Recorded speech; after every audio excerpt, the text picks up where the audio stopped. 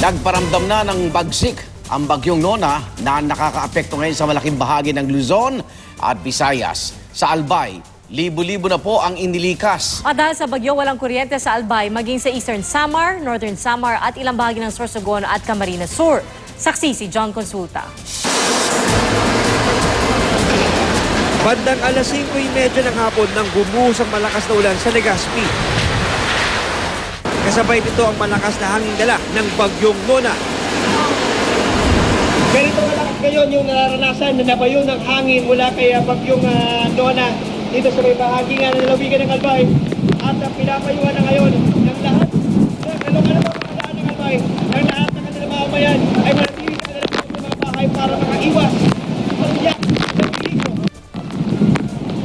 Kita sa labas ng hotel ng aming tinutuluyan ang wasiwas ng hangin sa mga punong nakapaligid. Sa loob naman ng hotel, pinagtulungan ng mga staff ang pagsuporta sa mga salamin para hindi mabasag sa paghambalos ng hangin. Dahil sa hagupit ng bagyo, nagka-brownout sa malaking bahagi ng Albay. Target ng lokal na pamahalaan ang zero casualty sa buong probinsya.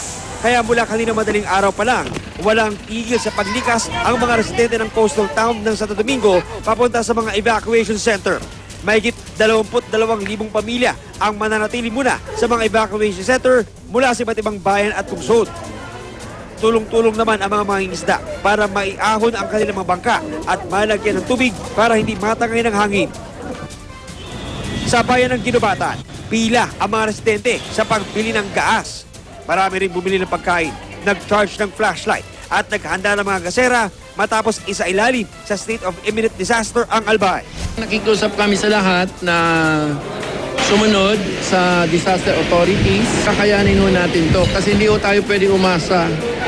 We cannot rely on other people to do this for us. Mula rito sa Albay, ako si John Consulta, ang inyong saksi.